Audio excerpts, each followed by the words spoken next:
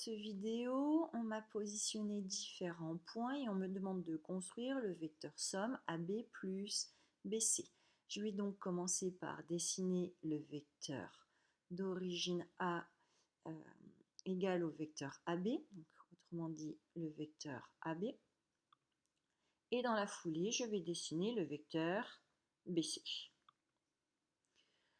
Notre vecteur somme est donc le vecteur qui a pour origine A et qui a pour extrémité C.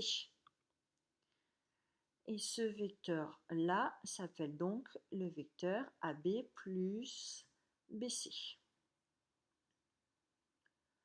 On constate donc qu'on a le vecteur AB plus le vecteur BC qui est égal au vecteur AC.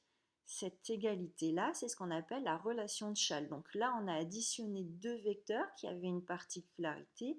L'origine de l'un était l'extrémité de l'autre. Donc ils ont en commun l'extrémité et une origine.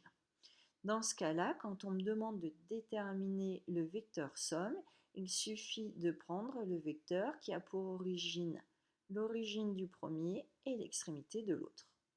Donc ici, le vecteur AB plus le vecteur BC, c'est égal au vecteur AC et c'est ce qu'on appelle la relation de Schall.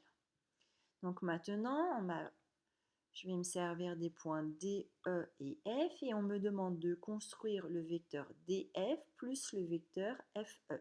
Je constate que ces deux vecteurs ont un point en commun, le point F. Le point F est l'extrémité de mon premier vecteur et l'origine du second. Donc, d'après la relation de Schall, on va avoir le vecteur DF plus le vecteur FE qui est égal au vecteur DE.